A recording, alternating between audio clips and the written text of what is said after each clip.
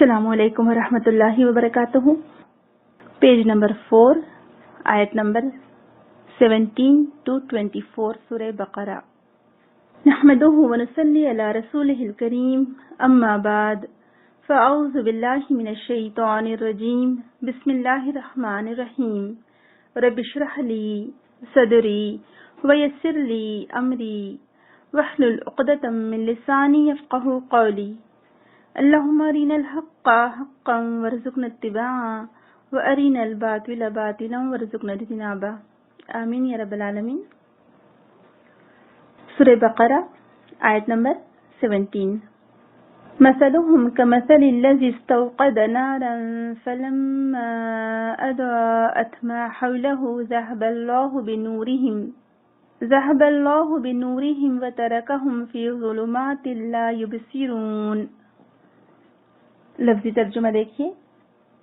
مثلہم ان کی مثال یا ان کی حالت کمثلی مانند مثال الذی جس نے استوقد نارن جلائی اس نے آگ فلما تو جب اضاءت روشن کر دیا اس نے ما حولہ جو اس کے ارد گرد تھا ذہب اللہ تو لے گیا اللہ بنورہم ان کا نور وترکہم اور چھوڑ دیا اس نے ان کو فی ظلمات اندھیروں میں لا نہیں یبصرون وہ دیکھتے.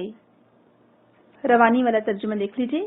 ان کی مثال ایسی ہے جیسے ایک شخص نے آگ روشن کی اور جب اس نے سارے ماحول کو روشن کر دیا تو اللہ نے ان کا نور بصارت سلب کر لیا اور انہیں اس حال میں چھوڑ دیا کہ تاریکیوں میں انہیں کچھ نظر نہیں آتا. جیسے کہ ہم پہلے پڑھ چکے ہیں کہ اللہ سبحانہ وتعالی یہاں پر منافقین کی مثالیں پیش کر رہا ہے اور یہاں پر اللہ سبحانہ وتعالی نے ان کی مثال پیش کی ہے کہ ایک تو آگ کا منظر بتایا گیا.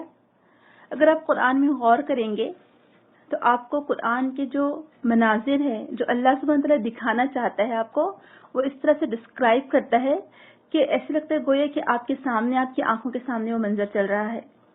آپ امیجن کریں اس سین کو. آپ امیجن کریے کہ یہاں منافقین کی مثال بتائی جا رہی ہے اور سب سے خوبصورت مثال ہے, بہت ہی بیوٹیفل پیراگراف ہے یہ قرآن کا جس میں منافقین کے لیولز ان کی ڈگریز بتائی جا رہی ہیں کہ ہپوکریسی کے کیا کیا لیولز ہوتے ہیں. تو اس میں 2 یا 3 مثالیں بیان کی گئی ہیں. بعض مفسرین نے 2 مثالیں کہی اور بعض نے 3 کہی ہیں. اور ان کی مثال یہاں بات اللہ سبحانہ تعالیٰ اس کا آغاز ہی کریں بات کا کہ ان کی مثال مانند اس کے. تو قرآن میں آپ غور کریں گے تو آپ کو معلوم ہو کہ جو سین اللہ سبحانہ تعالیٰ دکھانا چاہتا ہے وہ منظر آپ اپنی آنکھوں میں امیجن کر سکتے ہیں, محسوس کر سکتے ہیں. تصور کریں کہ بالکل ہی ڈارک اندھیرا ہے, بہت ہی بلیک, اس قدر اندھیرا ہے کہ ہاتھ کو ہاتھ نہیں سجھائی دیتا, پچ بلیک سمجھے, اور اس میں آگ روشن ہو جائے. اب روشنی میں یعنی اتنی زیادہ روشنی ہے اور یہاں پر سنگولر کی بات کی گئی, 1 پرسن کی بات کی گئی کہ ایک شخص نے روشن کی آگ.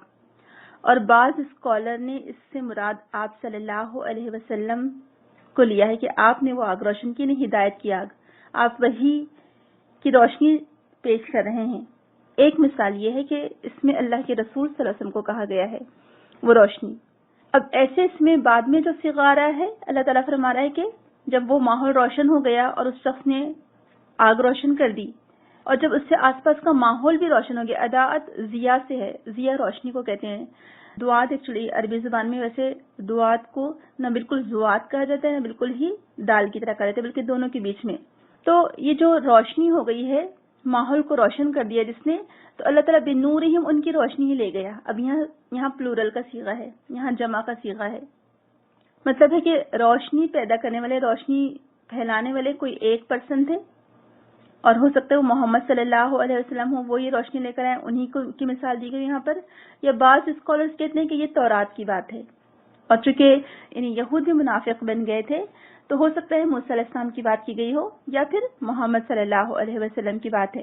تو جیسے انہوں نے وہ روشنی پھیلائی اور ماحول اس سے خوب روشن ہو گیا, خوب روشنی پھیل گئی کہ ہر چیز واضح نظر آنے لگی. اس روشنی میں ہر چیز آنکھوں سے نظر آنے لگی کھلم کھلا. تو کیا ہوا کہ اللہ سبحانہ وتعالیٰ نے ان کی نور بصارت ہی سلب کر لی, لے گئے اللہ تعالیٰ ان کی نور بصارت, یہ نور. وترکہم اور چھوڑ دیا ان کو فی ظلمات اندھیرے میں, تو پھر ان کو کچھ دکھائی نہیں دیتا. استغفر اللہ، اللہ تعالیٰ محفوظ رکھے کہ تصور کرے ذرا کہ اللہ سبحانہ تعالیٰ نے ہدایت کا سامان ان کے لیے پیدا کیا. اللہ سبحانہ تعالیٰ نے ایک شخص کو روشنی دے کر بھیجا اور وہ ہمارے نبی کریم صلی اللہ علیہ وسلم تھے جو ہدایت لے کر آئے. ان کے پاس یہ قرآن تھا، اللہ سبحانہ تعالیٰ کا کلام. ان کے پاس روشنی تھی، یعنی انہوں نے آگ روشن کی اور اس آگ میں، اس روشنی میں تمام ماحول روشن ہو گیا، یعنی نور. اس کی معنی ہے قرآن بھی ہو سکتا ہے، ہدایت بھی ہو سکتی ہے، آپ صلی اللہ علیہ وسلم بھی ہو سکتے ہیں. لیکن اب ایسے میں کیا ہوا کہ نور جب روشن ہوا، اسی وقت جو دیکھنے والے تھے ان کی روشنی، ان کی آنکھوں کی روشنی ہی چلی گئی. ذہب اللہ بنورہم. آپ تصور کریں کہ لائٹ آن ہوئی، لیکن لائٹ آن ہوتے ہی اللہ نہ کرے آنکھیں چلی گئیں کسی شخص کی، تو آپ بتائیے کہ کیا وہ دیکھ سکتا ہے اگر وہ بلائنڈ ہو جائے؟ تو یہاں پر وہ لوگوں کی بات ہے جو پہلے ہی منافق تھے، جو بہت ہائر لیول کے منافق تھے، جن کے اندر کچھ بھی طلب نہیں تھی، یعنی کوئی ایک کمزور سا ایمان کا شائبہ بھی نہیں تھا کہ انہوں نے کچھ نہ کچھ تو ان کے اندر ایمان ہوگا تو وہ ایمان لائے تھے، یا پھر جو زبانی دعویٰ کیا تھا انہوں نے نہیں، بلکہ وہ اندر سے بالکل پکے کافر اور منافق تھے اور صرف نام کے لیے اسلام انہوں نے قبول کیا تھا. تو ان کی مثال کی یہاں پر بیان کی گئی ہے کہ اب کیا ہوا کہ جب انہوں نے اپنے دل کے اندر ہی حق کے خلاف عناد رکھا، وہ اس قدر شدت پسند تھے حق کے خلاف اور حق کو اپنانے میں، تو پھر کیا ہوا؟ اللہ تعالیٰ فرماتا ہے آیت نمبر 18 میں، سم بکم عمی فہم لا یرجعون. سمن بہرے، بکمن گونگے، امیون اندھے، فہم تو وہ لا نہیں، یرجعون لوٹیں گے. تو انہیں کچھ نظر نہیں آتا، یہ بہرے ہیں، گونگے ہیں، اندھے ہیں، یہ اب نہ پلٹیں گے. پیچھے آپ دیکھیں کہ جہاں آیت ختم ہوئی تھی کہ وہ دیکھ نہیں سکتے، انہیں کچھ نظر نہیں آتا ہے. کیوں؟ کیونکہ وہ بہرے ہیں، گونگے ہیں، اندھے ہیں، اب وہ لوٹیں گے نہیں. آپ دیکھیں جو تینوں کوالٹیز ہو سکتی تھی جس کی وجہ سے کچھ حق کی طرف پلٹنے کے امکان باقی تھے، تو وہ ان میں کچھ بھی نہیں ہے. سمن ہم سب جانتے ہیں کہ کانوں سے نہ سننا، اور بکمن منہ سے بول بھی نہیں سکتے. اگر وہ مشکل میں گھرے ہوئے ہیں، تو اگر ایک شخص مشکل میں گھرا ہوا ہے سمجھے، اور اب وہ کچھ سن نہیں سکتا، تو کم از کم اس کو جو جسمانی طور پر کچھ تکلیف ہوگی تو وہ بول تو سکتا ہے نا، آواز تو لگا سکتا ہے کہ میری مدد کرو. لیکن اب وہ بول بھی نہیں سکتا. امیون اندھا بھی ہو گیا ہے، آنکھوں سے بھی کچھ دکھائی نہیں دے رہا ہے. تو یعنی اب وہ کچھ بھی خیر حاصل کر ہی نہیں سکتا. وہ اس طرح سے بھٹک رہا ہے اندھیروں میں، کفر کے اندھیروں میں، نفاق کے اندھیروں میں، اناد، حق کے خلاف اناد رکھنے کی وجہ سے، حق کے خلاف دشمنی رکھنے کی وجہ سے اب وہ اس قدر اندھیروں میں گھر چکا ہے، اس قدر وہ دشمن بن چکا ہے حق کا کہ اب وہ بالکل اس کے پلٹنے کے کوئی چانسز ہی نہیں ہے. ہر طرح سے اس کے اوپر مہر لگا دی گئی. نہ دیکھ سکتا ہے، نہ بول سکتا ہے، نہ سن سکتا ہے. اب دیکھیں کہ یہی تو چیزیں ہو سکتی ہیں نا کہ جس کی وجہ سے انسان اپنا بچاؤ کر سکتا ہے، لیکن وہ یہ بھی نہیں کر سکتا. یعنی جو ڈگریز بتائی جا رہی ہیں ہپوکریسی کی، آپ اس میں سوچیں کہ سب سے ہائر لیول کی ڈگری ہے منافقت کی، کہ وہ ڈیف ہیں، بلائنڈ ہیں اور کچھ بول بھی نہیں سکتے. یعنی تینوں ایک ساتھ ہیں. اور یہاں پر ایک اور خاص بات آپ غور کریے کہ سمن بکمن امیون میں بیچ میں وا نہیں آیا ہے کہ اچھا اور وہ دیکھ نہیں سکتے اور وہ بول نہیں سکتے یا اور وہ سن نہیں سکتے. نہیں، واو کہیں پر بھی نہیں ہے، بلکہ ایک ساتھ ہے بیک وقت. یہ بھی ایک بہت خطرناک چیز ہے. تو یعنی سبحان اللہ، اللہ سبحانہ تعالیٰ کا بیان کرنے کا انداز آپ دیکھیں. تو لائٹ ہے لیکن وہ دیکھ نہیں سکتے. اب اگر ان کو ہیلپ کے لیے پکارنا ہے تو لیکن وہ بول نہیں سکتے، اور کوئی ان کو بچانے کے لیے آواز دے رہا ہے تو وہ سن بھی نہیں سکتے. تو نہ بول سکتے ہیں، نہ کسی کو آواز لگا سکتے ہیں، نہ ہیلپ کے لیے کسی کو پکار سکتے ہیں، اور منہ سے بھی کچھ نہیں کہہ سکتے. تو جتنے بھی ایکسس ہو سکتے تھے ان کے خیر کی طرف آنے کے، وہ سب کے سب ختم ہو گئے. اب ان کے لیے کوئی گائیڈنس نہیں، کوئی ہدایت نہیں. اور کیوں ہوا یہ سب؟ کیونکہ ان کے خود کی دل کی خواہش کی بنا پر وہ خود ہی محروم ہو گئے. ان کے پاس واپس لوٹنے کی کوئی امید ہی نہیں ہے. جہاں سے شروع ہوئے تھے اب اس کی کوئی گنجائش نہیں، کیونکہ اللہ سبحانہ تعالیٰ فرمائے کہ لا یرجعون، اب وہ نہیں لوٹیں گے. شروعات ہی انہوں نے ایسی کی تھی کہ وہ کوئی حق کو قبول ہی نہیں کرنا چاہتے تھے. تو آپ دیکھیں کہ بہت ڈرا دینے والی آیت ہے یہ. اللہ سبحانہ تعالیٰ نہ کرے کہ ہمارے اندر ایک درجے کا بھی نفاق ہو. بعض اوقات ایسا ہوتا ہے کہ ہم اپنی ذاتی انا کی بنا پر ہم بالکل حق کے خلاف ہو جاتے ہیں. ہمیں معلوم ہوتا ہے کہ ہم غلط اس پر ہیں، جو سامنے والا ہے وہ حق پر ہے، لیکن ہم اپنی انا کی وجہ سے، اپنے غرور اور تکبر کی وجہ سے سامنے والے کی بات سننا نہیں چاہتے، حالانکہ وہ صحیح بات کہہ رہا ہوتا ہے، صحیح بات بتا رہا ہوتا ہے. اور بعض اوقات ایسا ہوتا ہے کہ پہلے سے دل میں ہم ایک چیز لے کر بیٹھے ہوتے ہیں کہ نہیں، جو میری بات ہے وہی صحیح ہے، سامنے والے کی صحیح ہو ہی نہیں سکتی. تو یہی تو ساری کوالٹیز تھی منافقین کی. ہم قرآن پڑھتے وقت کیوں غور نہیں کرتے کہ اس میں کیوں اتنا لمبا، کیوں اتنا لانگ پیراگراف بتایا گیا منافقین کے بارے میں، تاکہ ہم الرٹ ہو جائیں، ہم کانشیس ہو جائیں کہ کہیں میرے اندر ایک درجے کا تو نہیں پایا جاتا حق سے اناد یا حق سے دشمنی. اور جب حق بات میرے سامنے آتی ہے تو کہیں میں آئیں بائیں شاید تو نہیں کرنے لگتی ہوں، کہیں میں دلیلیں تو نہیں دینے لگتی ہوں اپنے اوپینین کی، اپنے جو میری خود کی ذاتی خواہش کی بنا پر ہوتی ہیں. ایک ہوتا ہے اللہ سبحانہ وتعالیٰ کی خاطر حق پر ڈٹے رہنا، جمے رہنا، اور آپ کوئی بات مانتے ہیں، اور ایک ہوتا ہے اپنی ذاتی خواہش کی بنا پر حق کے خلاف کھڑے ہو جانا.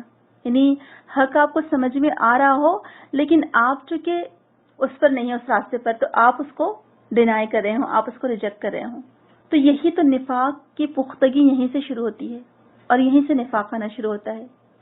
ایسا نہیں ہوتا کہ اچانک انسان منافق بن جاتا ہے، نہیں، نفاق دھیرے دھیرے آتا ہے. جو اہل کتاب تھے، جو یہود تھے، کیوں ان کے اندر ان کا نفاق اتنا پختہ ہو گیا تھا؟ کیوں؟ وہ مسلمان تھے نا، اللہ سبحانہ وتعالیٰ کی کتاب کو وہ بیچ دیتے تھے تھوڑی قیمت پر. کیا مطلب ہے اس کا؟ کیا وہ تورات کو سیل کرتے تھے؟ اس کا یہ مطلب نہیں ہے. وہ اللہ سبحانہ وتعالیٰ کی کتاب کو انہوں نے مذاق بنا لیا تھا، احکامات کو.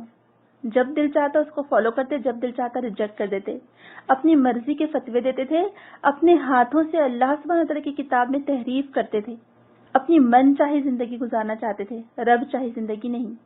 تو جو بھی من چاہی زندگی گزارنا چاہے گا، سمجھے وہیں سے اس کے اندر نفاق آ رہا ہے. اور جو لوگ رب چاہی زندگی گزارتے ہیں، اس کا مطلب ہے کہ وہ سیدھے راستے پر چلنے کی کوشش کریں، ان کے اندر تقویٰ ہے، ان کے اندر خیر ہے الحمدللہ. تو اب ہمیں خود اپنا جائزہ لینا ہے کہ میں اور آپ کیسی زندگی گزار رہے ہیں.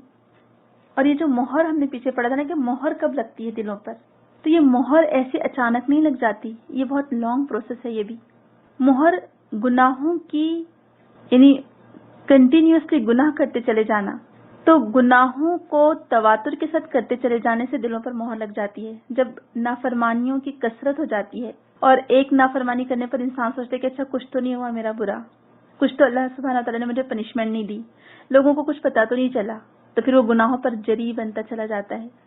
اور پھر وہ اندر کچھ اور چھپائے ہوئے ہوتا ہے، لوگوں کے سامنے کچھ اور اپنے آپ کو شو کر رہا ہوتا ہے. اور یہ سب سے ورسٹ قسم ہے کہ آپ اندر سے کچھ اور ہوں اور باہر سے کچھ اور دکھائیں. نفاق یہی تو ہے اصل میں، یہی تو نفاق کہتے کسی اور ہیں، کسی اور بات کو نفاق نہیں کہتے ہیں. دل میں کچھ اور چھپانا اور اپنے آپ کو ظاہر کچھ اور کرنا، یہ نفاق ہے. تو اللہ سبحانہ تعالیٰ سے بہت دعا ہم کو کرنی ہے، بہت زیادہ، کہ اللہ سبحانہ تعالیٰ ہمیں نفاق سے بچائے. سچ میں سب سے بڑی اور سب سے ورسٹ بیماری ہے یہ، اور یہ ڈائگنوز نہیں ہوتی ہے صحیح سے، اور جسے ہوتی ہے وہ تو بالکل بھی اس کے بارے میں کانشیس نہیں ہوتا ہے. وہ تو اپنے آپ کو بہت اچھا سمجھ رہا ہوتا ہے کہ میں تو بہت اچھا ہوں. تو لہٰذا کبھی بھی دوسروں کی برائیوں پر نظر نہ رکھیں، ہمیشہ اپنے گریبان میں جھانک کر دیکھیں. اسی لیے وہ ظفر کا شعر بہت اچھا لگتا ہے کہ نہ تھی حال کی ہمیں جب اپنے خبر، رہ دیکھتے لوگوں کے عیب و ہنر، پڑی اپنی برائیوں پہ جو نظر، تو جہاں میں کوئی برا نہ رہا. ہمارا معاملہ آج ایسی ہو گیا کہ ہمیں اپنے آنکھ کا تو اونٹ بھی نظر نہیں آتا اور دوسروں کی آنکھ کا تنکا بھی نظر آ جاتا ہے. تو ہم کو اپنے آپ پر نظر رکھنی ہے. جتنا اچھا میں اپنے آپ کو جانتی ہوں، جتنے اچھے سے میں اپنے آپ کو سمجھتی ہوں، کوئی میرے بارے میں نہیں جان سکتا. اللہ سبحانہ تعالیٰ جانتا ہے، یہ میں جانتی ہوں میرے بارے میں. تو مجھے کیسے بننا ہے پھر؟ مجھے اپنے رب کی نظروں میں پسندیدہ بننا ہے نا، مجھے لوگوں کی نظروں میں پسندیدہ نہیں بننا ہے. جب رب کے تعلق سے ہم کانشیس ہو جائیں گے، یعنی ہماری سوچ، ہماری فکر، ہماری ساری تگ و دو، بھاگ دوڑ صرف اللہ سبحانہ تعالیٰ کی خاطر ہو جائے گی کہ مجھے اللہ سبحانہ تعالیٰ کی نظروں میں اچھا بننا ہے، لیکن یعنی نفاق کا کہیں سے کوئی خطرہ ہی نہیں رہے گا. الحمدللہ. یعنی نفاق سے بچنے کے لیے ہمیں اللہ سبحانہ تعالیٰ کا تقوی اختیار کرنا پڑے گا. ہر کام کے لیے اللہ سبحانہ تعالیٰ کے لیے سوچنا پڑے گا کہ میں اپنے رب کی نظر میں کیسی لگتی ہوں، میرا رب مجھے کیسے دیکھنا چاہتا ہے، میں اپنے رب کی نظر میں کب پسندیدہ بن سکتی ہوں، میرا رب مجھے کن حالات میں، کیسے لباس میں، کس فارم میں دیکھنا چاہتا ہے، میرا رب مجھ سے کب راضی ہو سکتا ہے، میرے کن کاموں کو میرا رب قبول کر سکتا ہے. یہ سب اگر ہم رب کے بارے میں سوچتے رہیں گے نا، یقین جانیے نفاق نہیں آئے گا انشاءاللہ. اور ہمیں بہت ڈرنا چاہیے نفاق سے، اور واقعی میں بہت ڈر لگتا ہے نفاق، کہ اللہ سبحانہ تعالیٰ نہ کرے کہ ہمارے اندر ایک درجے کا بھی نفاق ہو، اور ہم سب کو اللہ تعالیٰ سے محفوظ رکھے. تو یہ پہلے قسم کے منافقین ہیں کہ جو بالکل ہی اب ان کے دل پر مہر لگ گئی ہے. اب وہ ان کے اس نفاق سے نکل کر آنے کی 1% بھی امید باقی نہیں ہے. استغفر اللہ، اللہ تعالیٰ محفوظ رکھے. اور پھر دوسری جو یعنی اسی کا دوسرا تھوڑا سا جو ایکسپلینیشن علماء کرام نے دیا ہے اس کی تفسیر کے بارے میں، علماء کرام کہتے ہیں کہ یہ مثال ایکچولی منافقین کی آئینہ دار ہے، ان کے حال کی آئینہ دار ہے. اور جب ماحول روشن ہو گیا تو وہ شخص جو اندھیرے میں تھا اور اس کو اجالے کی سخت ضرورت تھی، لیکن جب روشنی ہوئی تو اس نے کیا کر دیا کہ اس روشنی سے خود ہی فائدہ نہ اٹھایا. جب اس نے ماحول کو روشن ہوتے دیکھا تو اس نے دیکھا کہ اچھا وہ تو آس پاس بہت سارے خطرے ہیں، آس پاس بہت ساری مشکلات ہیں. تو اس نے خود ہی آنکھیں بند کر لی کہ میں ان خطرات میں کودنا ہی نہیں چاہتا ہوں. اور وہ چاہتا تھا کہ آسانیاں ہو تو وہ راستہ طے کرے گا، اور خطرات ہو، مشکلات ہو تو وہ راستہ نہیں طے کرے گا. تو لہٰذا اس نے اسی تاریکی میں رہنا گوارا کیا، یعنی آسانیوں میں. تو چونکہ اس نے دنیا میں ہدایت کی روشنی حاصل نہیں کی اور تاریکی میں رہنا گوارا کیا، تو پھر اللہ تعالیٰ نے اس کے لیے وہی عذاب اس کے اوپر مسلط کر دیا کہ پھر وہ آخرت میں بھی اندھیروں میں ہوگا.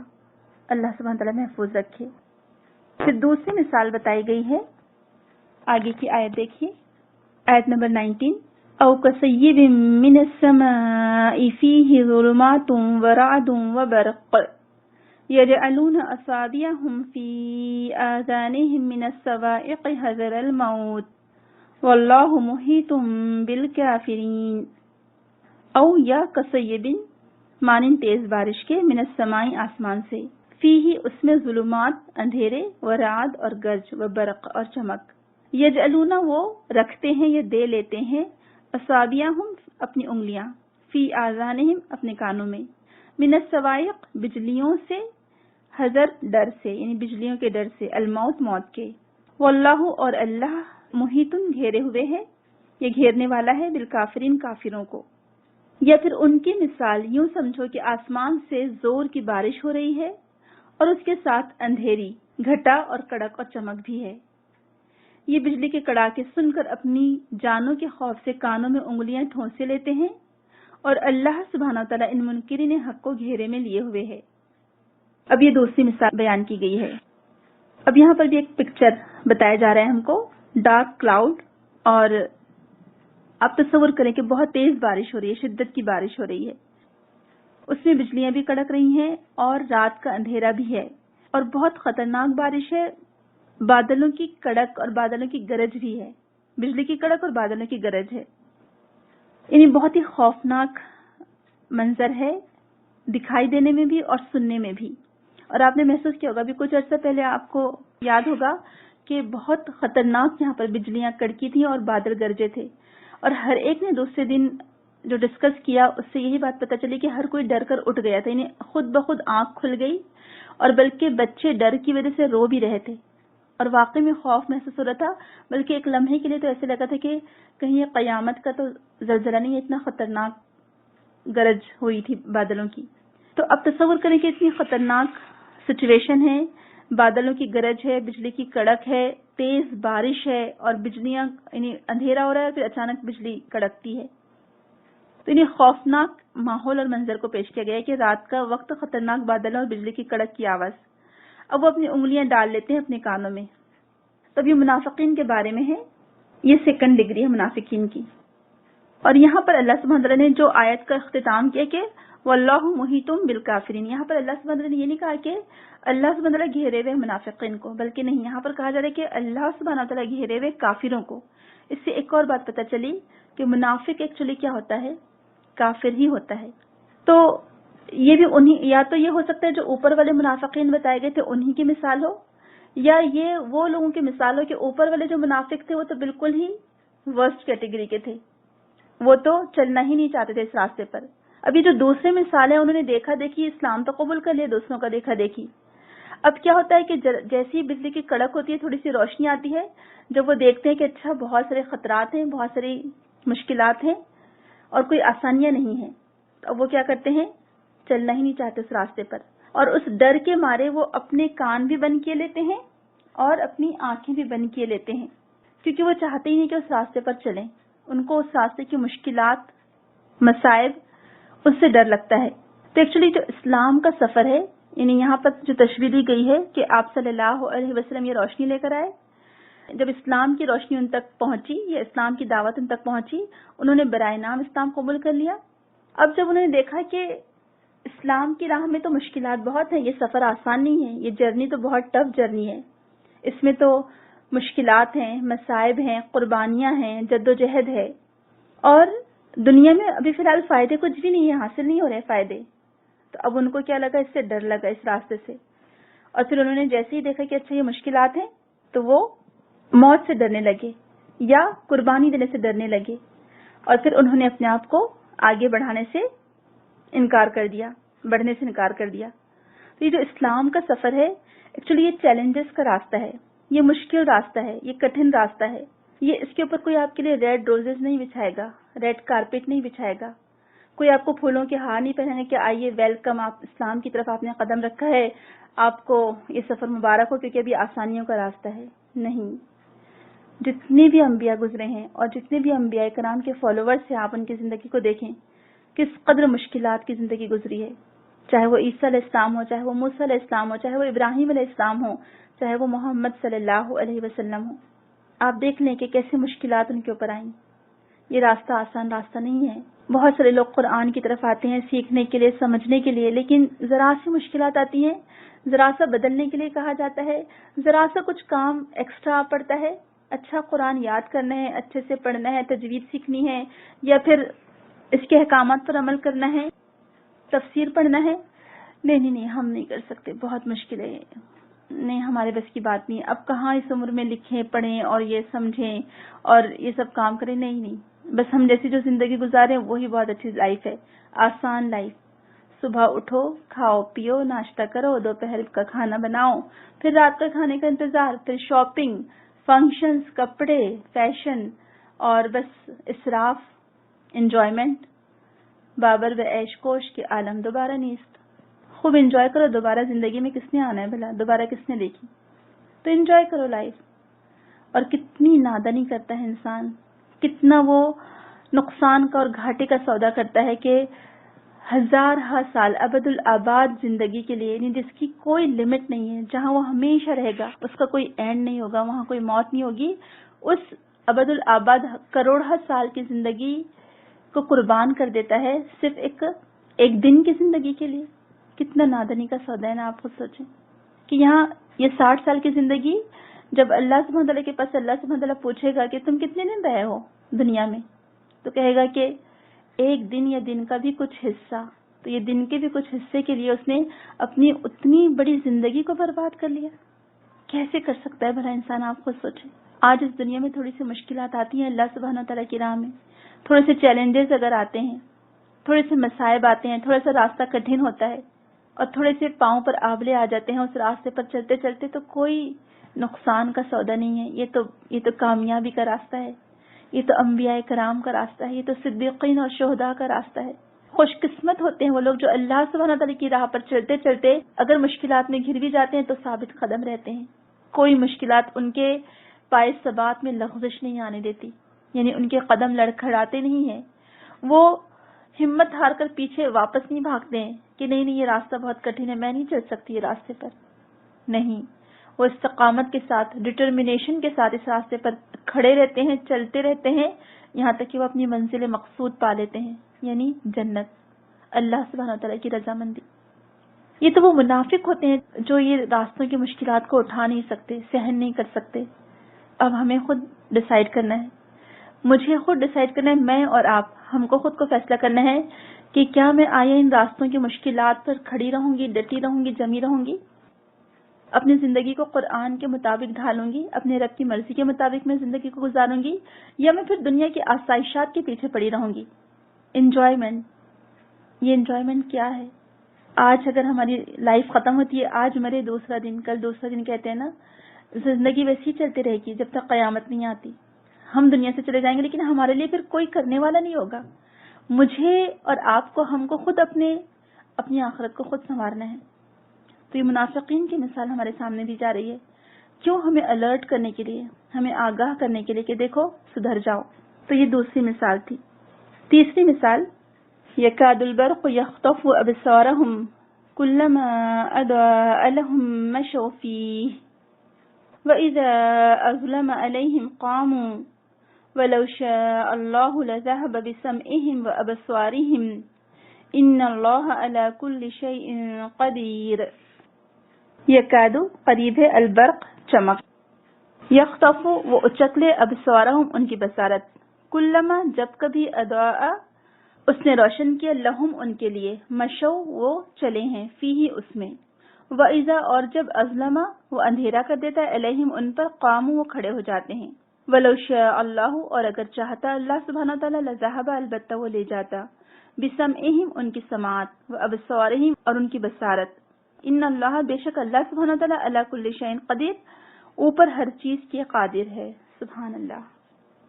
روانی والا ترجمہ دیکھیے، آیت نمبر 20 تھی. اب کیا ہوتا ہے؟ پہلے تو اللہ تعالیٰ نے فرمایا کہ منکرین حق کو اللہ تعالیٰ گھیرے ہوئے ہے، کافرین کو. اب یکاد البرق کو اچانک کیا ہوتا ہے؟ چمک سے ان کی حالت یہ ہو رہی ہے کہ گویا عنقریب بجلی ان کی بصارت اچک لے جائے گی. جب ذرا کچھ روشنی انہیں محسوس ہوتی ہے، اس میں کچھ دور چل لیتے ہیں، اور جب ان پر اندھیرا چھا جاتا ہے تو کھڑے ہو جاتے ہیں. اللہ چاہتا تو ان کی سماعت اور بصارت بالکل ہی سلب کر لیتا. یقیناً وہ ہر چیز پر قادر ہے. بعض مفسرین نے اس کو پیچھے والی مثال سے ہی ریلیٹ کیا ہے کہ اسی کا کنٹینیویشن ہے یہ، یعنی دوسرے ہی لوگوں کی مثال ہے کہ جب مشکلات انہوں نے دیکھی تو وہیں ٹھہر گئے. حالانکہ ان کے اطراف میں ماحول روشن تھا، مشکلات دیکھی، روشنی ہوئی تو انہوں نے خود ہی اپنی آنکھیں بند کر لی اور اس مشکل راستے پر چلنا انہوں نے گوارا ہی نہیں کیا. اب کیا ہوا کہ اب ان کی حالت یہ ہو رہی ہے چمک سے کہ جب اچانک بجلی کا کڑکا ہوتا ہے تو وہ اس بجلی کی کڑک سے ان کی بصارت ہی چلی جاتی ہے، یا ان کو لگتا ہے کہ اس بجلی کے کڑاکے کی وجہ سے ان کی بصارت چلی جائے گی، وہ ایسا محسوس کرتے ہیں. اور جب ذرا کچھ روشنی محسوس ہوتی ہے تو اس میں کچھ دور چل لیتے ہیں، اور جب اندھیرا چھا جاتا ہے تو پھر کھڑے ہو جاتے ہیں. یہاں پر کچھ مفسرین نے مثال دی ہے کہ جب آسانیاں آتی ہیں اسلام کی راہ میں، جب آسانیاں ملتی ہیں، کچھ فائدے ملتے ہیں، کچھ بینیفٹس ملتے ہیں تو وہ اس پر چل لیتے ہیں تھوڑی دور. لیکن جیسی ہی مشکلات آتی ہیں پھر کھڑے ہو جاتے ہیں، ان مشکلات میں چلنا نہیں چاہتے، اپنے آپ کو ان مشکلات کا عادی نہیں بنانا چاہتے. تو یہ وہ لوگ ہیں جن کے اندر کچھ نہ کچھ رمق باقی ہے، کچھ ہوپ ہے، یعنی ان کے اندر کچھ ہوپ ہے یا ان کے اندر کچھ ایمان ہے، اس لیے اللہ سبحانہ تعالیٰ نے ان کے لیے راستہ کھلا رکھا ہے. تو علماء کہتے ہیں کہ یہ وہ لوگ ہیں جو ایزی وے اپنانے والے لوگ ہیں، جو آسانیاں تلاشتے ہیں، جو اسلام کے راستے پر چل تو پڑتے ہیں لیکن جیسی مشکل آتی ہے پیچھے ہٹ جاتے ہیں. تو اللہ سبحانہ تعالیٰ بتانا چاہ رہے ہیں کہ ان کی بے وقوفی، ان کی نادانی، حالانکہ منافق اپنے آپ کو بڑے عقل مند سمجھتے تھے، لیکن اللہ سبحانہ تعالیٰ فرما رہے ہیں کہ کتنے بے وقوف ہیں، یہ اپنے آپ کو جاننے والا، علم والا سمجھتے ہیں لیکن ہیں اصل میں نادان. تو ان کی بے وقوفی دیکھو کہ تھوڑے سے فائدے، دنیاوی فائدوں کے لیے اسلام کی طرف آتے ہیں لیکن نقصان پر پیچھے ہٹ جاتے ہیں، جیسے نقصان ہونے والا ہوتا ہے. تو یہ ایکچولی وہ بے وقوفی کر رہے ہیں. جو دنیا کا نقصان ہے وہ تو آخرت کا فائدہ ان کو اس سے ملے گا نا، لیکن وہ یہ سمجھتے نہیں ہیں. تو اگر اللہ سبحانہ تعالیٰ چاہتا تو ان کا سب کچھ لے لیتا تھا، جیسے پیچھے والوں کا لیا کہ ان کو سم بکم امیون، پوری طرح سے ان کو جو ہے بہرا، گونگا اور اندھا کر دیا، ان کی سماعت، بصارت، قوت گویائی سب کچھ لے لیا اللہ سبحانہ تعالیٰ نے. تو اللہ تعالیٰ چاہتا تو ان کا بھی یہ سب کچھ لے سکتا تھا، لیکن اللہ سبحانہ تعالیٰ نے ان کے اندر کچھ تھوڑی بہت تو بھی رمق دیکھی ہے خیر کی، لہٰذا اللہ تعالیٰ نے ان کے سامنے راستہ کھلا رکھا کہ شاید کہ سدھر جائے. تو پہلے گروپ کا تو سب کچھ لے لیا تھا، لیکن دوسرے گروپ کا کیا رکھا؟ کچھ رکھا، کیونکہ ان کا کیا تھا کہ کمزور، یعنی اس کے بارے میں علماء کہتے ہیں کہ یہ کمزور ایمان والے لوگ تھے. اسلام تو قبول کر لیا تھا پہلے، اچھائی یعنی خیر کی طرف ان کا ارادہ ہوا، خیر کی طرف یہ لوگ بڑھے، لیکن کیا ہوا کہ کمزور ایمان کی وجہ سے ان مشکلات کو سہار نہیں سکے، لہذا ڈاواڈول ہوتے رہے کہ اچھا قبول کریں نہ کریں پوری طرح سے اسلام کو، کیونکہ اس میں اگر آتے ہیں ہم اسلام کی طرف پوری طرح تو بہت زیادہ قربانی دینی پڑے گی. تو اب اتنی ساری قربانی تو ہم دے نہیں سکتے، ہمارے بس کی بات ہی نہیں ہے، اور ہم کو تو دنیاوی فائدے چاہیے. تو لہٰذا اللہ سبحانہ تعالیٰ نے ایسے لوگوں کے لیے راستہ کھلا رکھا کہ چاہیں تو یہ اپنے ایمان کو بڑھا لیں، اور یہ آیت پڑھ کر انہیں اگر تمہارا ایمان کچھ کمزور ہے جیسے آج ہمارا ایمان کمزور ہے، یقین جانیے کہ آج ہم دنیاوی بینیفٹس دیکھتے ہیں تو ہم دوڑے پڑتے ہیں، اور جیسی دنیا کا ذرا سا نقصان ہوتا ہے ہم فوراً پیچھے پڑ جاتے ہیں کہ نہیں بھائی، اتنی شدت پسندی اچھی نہیں ہے، آج کل کے حالات بڑے خراب ہیں، اس کا ڈر اس کا ڈر، بس پتہ نہیں کیا کیا ڈر ہے، اور اس کی وجہ سے ہم پیچھے ہٹ جاتے۔ تو کمزور ایمان، یہ آیت پڑھ کر، دراصل یہ آیت اس لیے اللہ سبحانہ تعالیٰ نے یہاں نازل فرمائی کہ یہ آیت پڑھ کر ہم اپنے ایمان کو بڑھا لیں، اور ان منافقین کے لیے بھی تھی آیت جو اس وقت وہاں کمزور ایمان والے تھے کہ وہ خود اپنے بارے میں محسوس کر لیں کہ ایسا نہ ہو کہ اللہ تعالیٰ پوری طرح ہی ہم سے یہ ہدایت کو سلب کر لے، پوری طرح ہم سے کھینچ کر یہ ہدایت لے جائے ہم سے، اس سے پہلے ہم اپنے آپ کو سدھار لیں، اس سے پہلے ہم اپنے آپ کو صحیح کر لیں۔ تو آپ کو یاد ہوگا کہ پہلے ہم نے قرآن کا جب آغاز کیا تھا سورہ بقرہ کا، تو اس میں ایمان والوں کی صفت تھی، ہے نا، متقین کے بارے میں بتایا گیا تھا۔ اس کے بعد کفر کے بارے میں بتایا گیا، بالکل مختصر، اور کفر والے بالکل ان کے سامنے ان کی پیشانے پر ٹیگ لگا ہوتا ہے کہ کافر ہیں، یعنی ان سے کوئی دھوکے کا خطرہ نہیں ہوتا، ان کو معلوم ہے کہ دشمن ہے، ہم کو معلوم ہے کہ دشمن ہے، تو بالکل کلیئر ہوتے ہیں وہ لوگ کافر، کیونکہ ان پر ٹیگ لگا ہوتا ہے۔ لیکن جو تیسرا گروپ ہے وہ ہم نہیں جانتے، ہو سکتا ہے ہمارے بازو میں کوئی کھڑا ہو اور ہم نہیں جانتے کہ کون ہے، مومن ہے کہ منافق ہے۔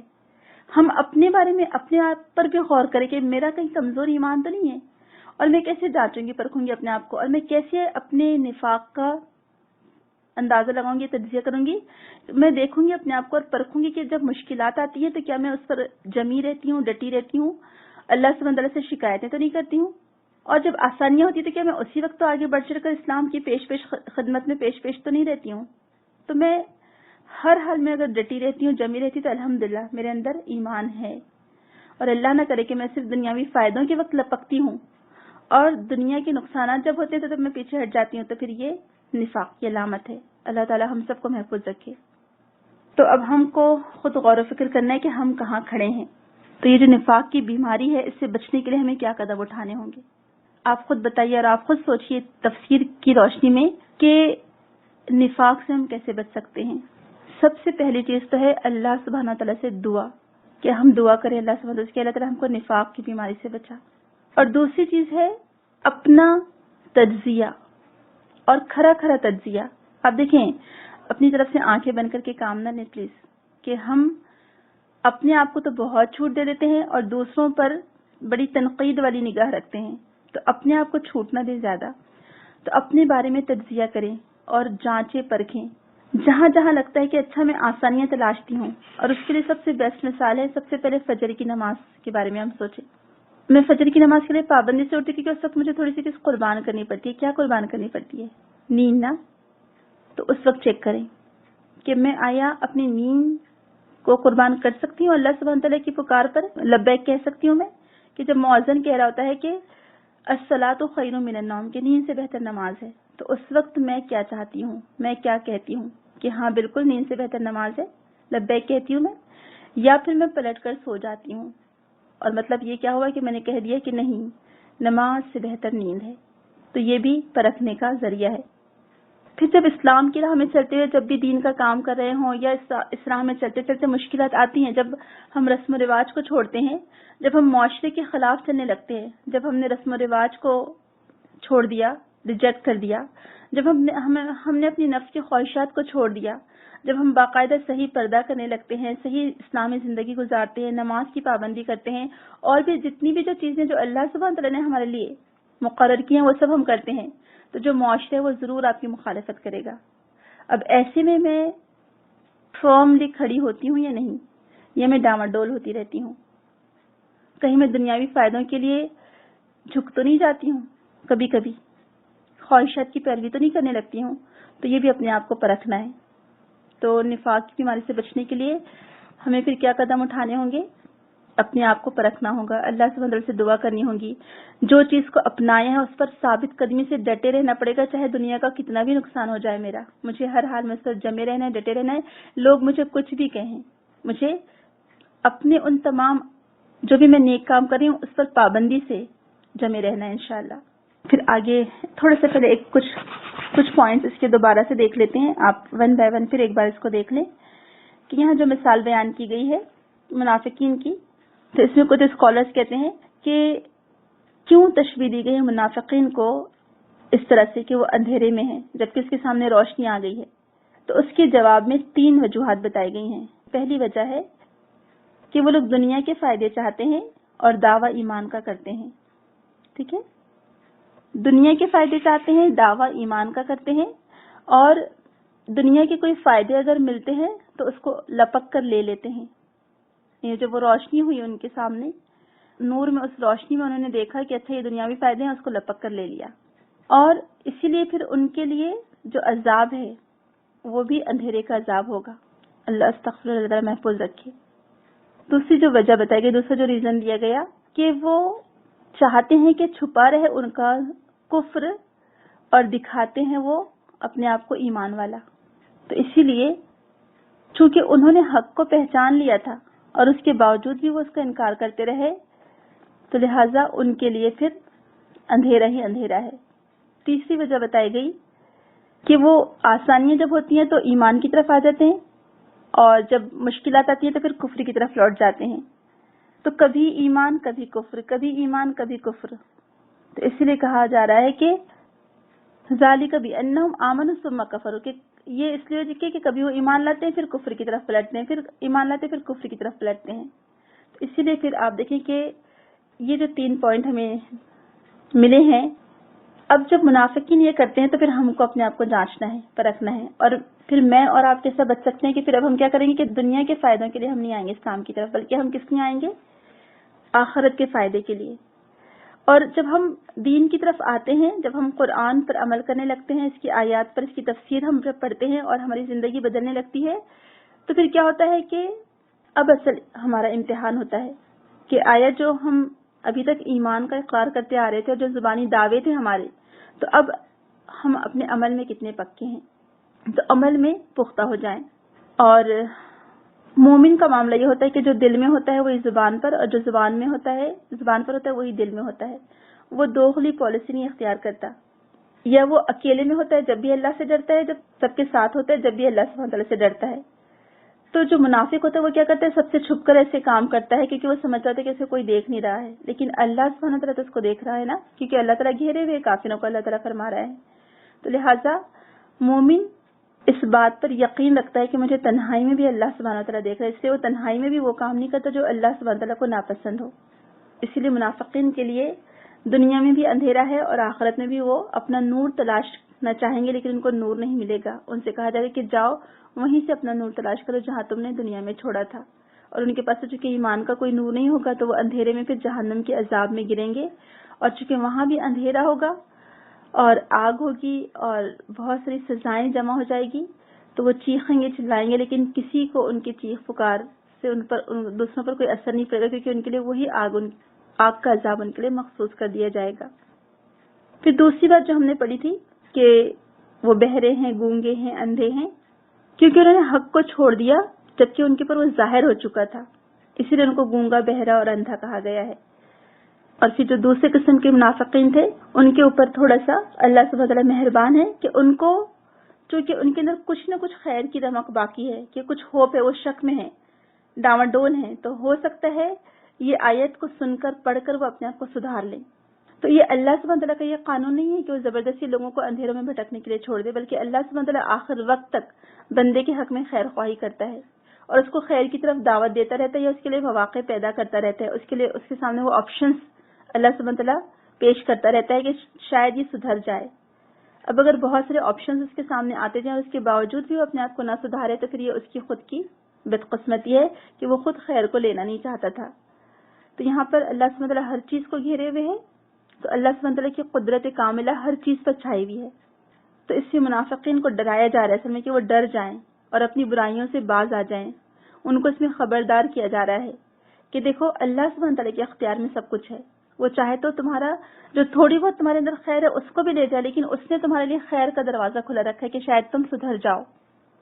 اور یہاں پر یہ جو اللہ سبحانہ وتعالیٰ ہر چیز کو گھیرے ہوئے ہے، یہ اس پر قدرت رکھتا ہے۔ ایک تو ہے ان اللہ علی کل شیء قدیر، یہ آیت دراصل ہمیں کیا بتا رہی ہے کہ اللہ سبحانہ وتعالیٰ ہر چیز پر قادر ہے، اس لیے کہ اللہ سبحانہ وتعالیٰ کو کوئی عاجز نہیں کر سکتا، کوئی بات، کوئی کام۔ اللہ سبحانہ وتعالیٰ کی قدرت میں سے یہ بات ہے کہ جب وہ کوئی کام کرنا چاہتا ہے تو کر گزرتا ہے، کوئی اس کو روکنے والا، اس کی مخالفت کرنے والا نہیں ہے۔ اور یہ اور اس قسم کی آیت دراصل اس بات کی علامت ہے کہ یہ جو ایک فرقہ نکلا تھا قدریہ فرقہ، جو نعوذ باللہ یہ عقیدہ رکھتے تھے کہ نعوذ باللہ اللہ سبحانہ تعالیٰ کو انسان کے جو افعال ہیں، جو کام ہیں، وہ نہیں معلوم ہوتے ہیں. استغفر اللہ، اتنی بڑی بات انہوں نے کہی تھی، یعنی وہ تقدیر کے قائل نہیں تھے وہ لوگ. استغفر اللہ. تو یہ بات بتاتی ہے کہ نہیں، اللہ سبحانہ تعالیٰ کو انسان کے افعال بھی معلوم ہوتے ہیں کہ اگلے پر انسان کیا کرنے والا ہے.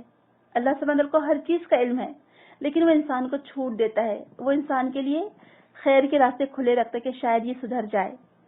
تو یہاں پر جو بھی انسان کے افعال ہیں یا جو بھی باتیں ہیں انسان کی، سب پر اللہ تعالیٰ کی قدرت حاوی ہے اور اللہ تعالیٰ کو ہر بات کا علم ہے.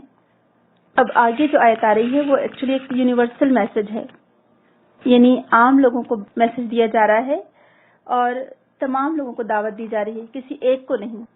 آیت نمبر 21 دیکھیے. یا ایھا الناس اعبدوا ربکم الذی خلقکم والذین من قبلکم لعلکم تتقون. یا ایھا الناس، اے لوگو، اعبدو، تم عبادت کرو، ربکم، اپنے رب کی، الذی، وہ جو، خلقکم، اس نے پیدا کیا تم کو، والذین، اور انہیں جو، من قبلکم، جو تم سے پہلے تھے، لعلکم، تاکہ تم، تتقون، تم تقوی اختیار کرو. لوگو بندگی اختیار کرو اپنے رب کی جو تمہارا اور تم سے پہلے جو لوگ گزرے ہیں ان سب کا خالق ہے.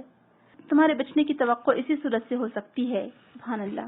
اب جب بھی یا ایھا الناس کی بات آتی ہے تو اس کا مطلب کیا ہوتا ہے کہ تمام انسانوں کو دعوت ہے، عام خاص سارے لوگ، مومن، متقی، کافر، فاجر، فاسق، اہل کتاب، آتش پرست، جتنے بھی لوگ ہیں دنیا میں، سب کے سب لوگوں کو دعوت ہے کہ اے لوگو، اے ناس، تمام لوگ اس میں مخاطب ہیں. دوسری بات، جب یا ایھا الناس کی بات آتی ہے تو اس سے یہ بھی بات پتہ چلتی ہے کہ یہ کتاب صرف مسلمانوں کے لیے نہیں ہے، بلکہ یہ کتاب تمام انسانوں کے لیے ہے. کوئی لوگ یہ نہیں کہہ سکتے کہ اچھا یہ تو مسلمانوں کی کتاب ہے، یہ ہمارے لیے نہیں ہے. نہیں، بلکہ یہ تمام انسانوں کے لیے ہے.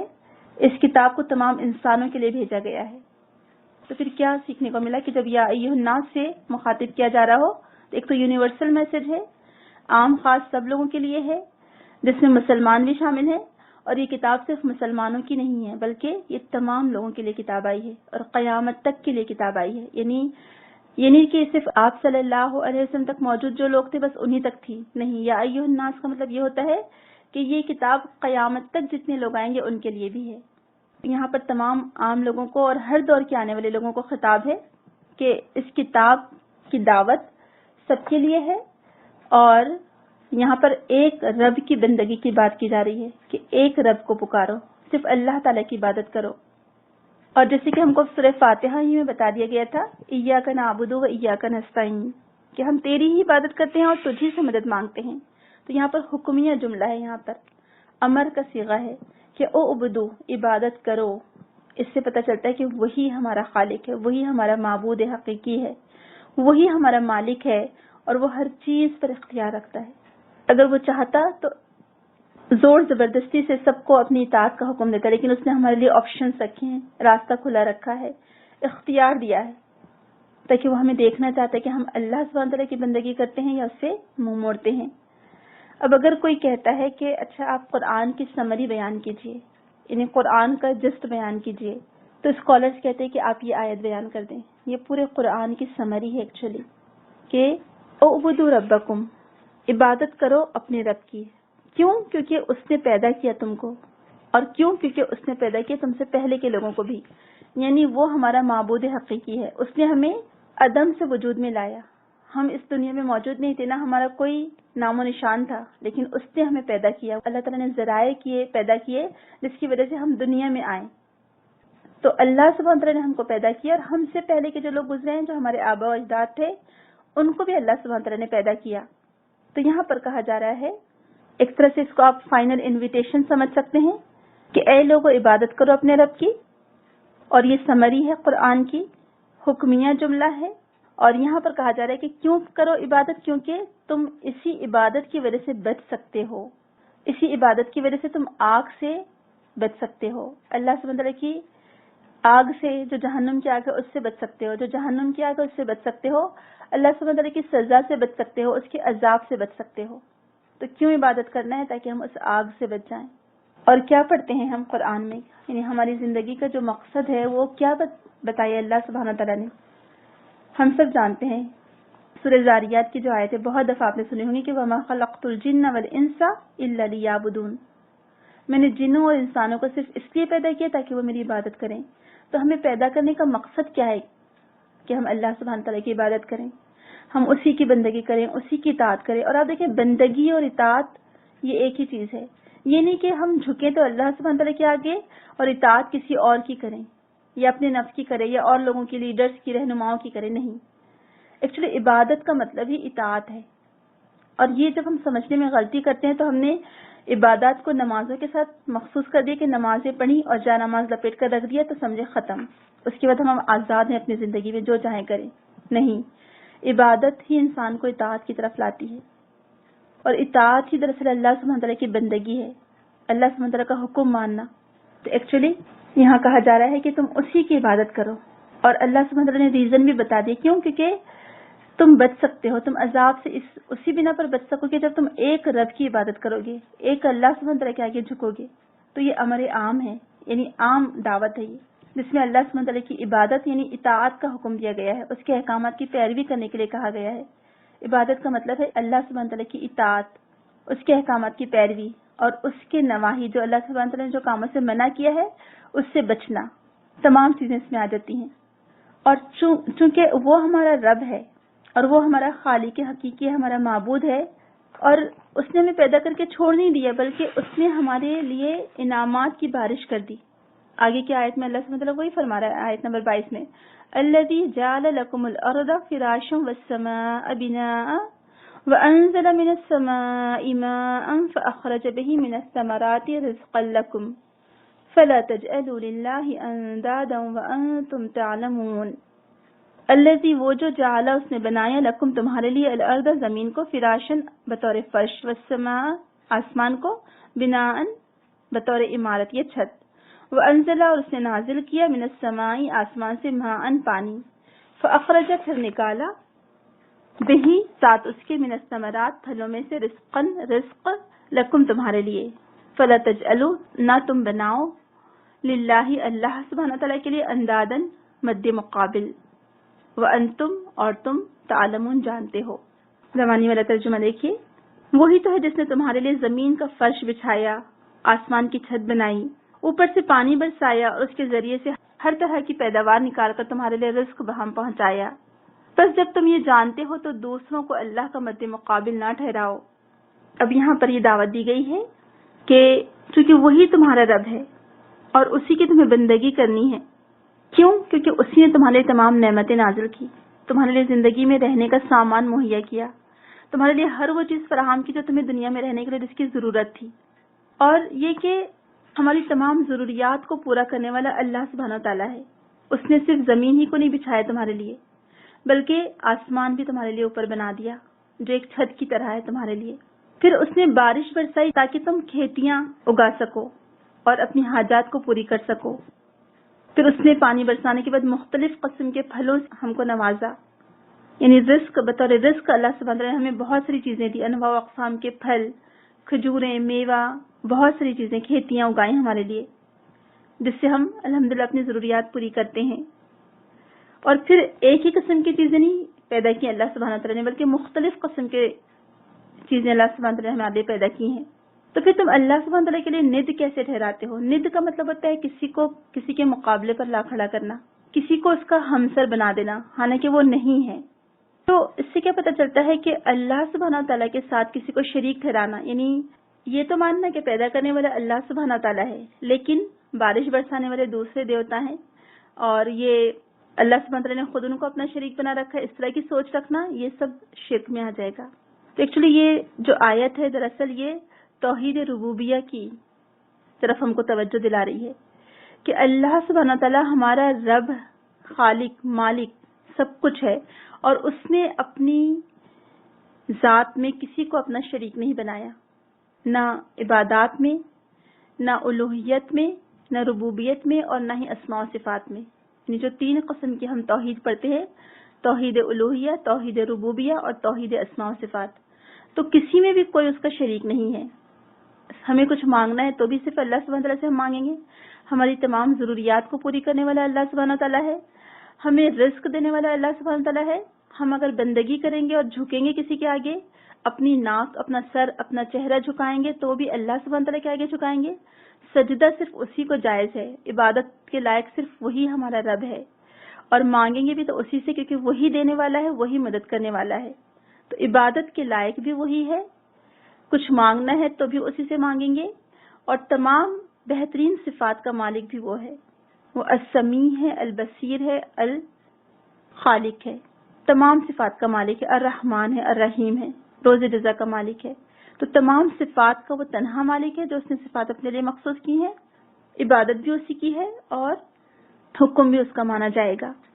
تو یہ آیت اس بات کی دلیل ہے کہ عبادت کے لیے صرف اللہ سبحانہ تعالیٰ، خالص اللہ سبحانہ تعالیٰ کی عبادت کی جائے گی، کسی اور کے آگے جھکا نہیں جائے گا. حکم صرف اللہ سبحانہ تعالیٰ کا مانا جائے گا، اس کے علاوہ کسی کا حکم نہیں مانا جائے گا. تو عبادت کے قابل اگر کوئی ہے تو صرف اور صرف اللہ سبحانہ تعالیٰ. اور اس سے دراصل پتہ چلتا ہے کہ جب اللہ سبحانہ تعالیٰ نے فرما دیا کہ وہی تمہارا رب ہے، تو لہٰذا تمام دوسری چیزیں خود بخود ختم ہو گئی کہ کسی اور کے آگے نہیں جھکا جا سکتا. تو یہ توحید ربوبیہ ہے کہ صرف اللہ تعالیٰ ہی تخلیق کرتا ہے، وہی رزق عطا کرتا ہے، وہی کائنات کی تدبیر کرتا ہے.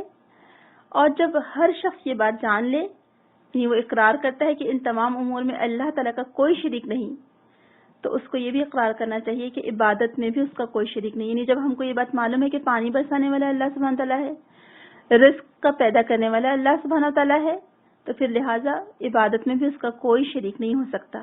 اب کیوں عبادت کرنی ہے رب کی؟ کیونکہ لعلکم تتقون، تاکہ تم بچ جاؤ، یا چونکہ تم تقوی اختیار کرو گے، اللہ سبحانہ تعالیٰ کی نافرمانی سے بچو گے تو آخرت میں آگ سے بچ جاؤ گے، عذاب سے بچ جاؤ گے. اللہ سبحانہ تعالیٰ نے ہمیں پیدا کر کے چھوڑ نہیں دیا، بلکہ ہمارے لیے بہت ساری چیزیں بھی پیدا کی ہیں. پھر اب یہاں پر چیلنج دیا جا رہا ہے. اس کو آیت چیلنج کہا جاتا ہے، تحدی بھی کہا جاتا ہے، کہ جس میں کوئی چیلنج کیا گیا اور سامنے والا وہ کر نہ سکے. آیت نمبر 23 وَإِن كُنتُم فِي رَيْبٍ مِّمَّا نَزَّلْنَا عَلَىٰ عَبْدِنَا فَأْتُوا بِسُورَةٍ مِّن مِّثْلِهِ وَادْعُوا شُهَدَاءَكُم مِّن دُونِ اللَّهِ إِن كُنتُم صَادِقِينَ. وَإِن، اور اگر، کنتم ہو تم، فی ریبن شک میں، مما اس بارے میں جو نزلنا نازل کیا ہم نے، علی عبدینا اپنے بندے پر، فاتو تو تم لے آؤ، بصورتن کوئی صورت میں، مثلہ اس جیسی، ودعو اور تم بلا لو، شہداءکم اپنے مددگاروں کو، من دون اللہ اللہ کے سوا، ان کنتم اگر ہو تم صادقین سچے. اور اگر تمہیں اس امر میں، یعنی اس معاملے میں کوئی شک ہے کہ یہ کتاب جو ہم نے اپنے بندے پر اتاری ہے یہ ہماری ہے یا نہیں، تو اس کے مانند ایک ہی صورت بنا لاؤ اور اپنے سارے ہم نواؤں کو بلا لو، یعنی مددگاروں کو، ایک اللہ کو چھوڑ کر باقی جس کی چاہو مدد لے لو. اگر تم سچے ہو تو یہ کام کر کے دکھاؤ. فَإِن لَّمْ تَفْعَلُوا وَلَن تَفْعَلُوا فَاتَّقُوا النَّارَ الَّتِي وَقُودُهَا النَّاسُ وَالْحِجَارَةُ أُعِدَّتْ لِلْكَافِرِينَ.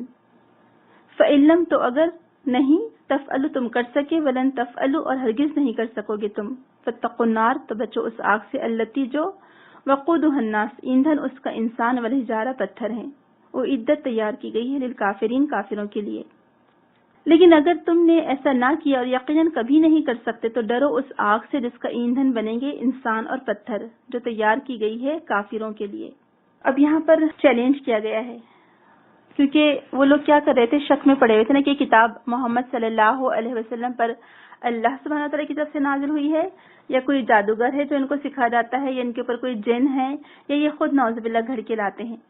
تو اللہ سبحانہ تعالیٰ فرمایا کہ اگر تم کو شک ہے، اور دراصل یہ آیت اس بات کی اللہ کے رسول کی صداقت اور وحی الہی کی عقلی دلیل ہے کہ یہ فرمائے کہ اے رسول کے ساتھ دشمنی رکھنے والوں، اس کی دعوت کو ریجیکٹ کرنے والوں اور اسے جھوٹا سمجھنے والوں، اگر تمہیں اس وحی کے بارے میں کوئی شک و شبہ ہے، یعنی یہ جو کتاب ہم نے نازل کی ہے، یہ جو وحی ہم نے نازل کی ہے، تم اگر اس سے شک میں مبتلا ہو، جو ہم نے یہ آیت اپنے بندے پر نازل کی ہے حق کے ساتھ، تو اگر ایسا ہے تو پھر تم کیوں نہ ایسا کرتے کہ اس کی طرح کوئی ایک صورت بنا لاؤ.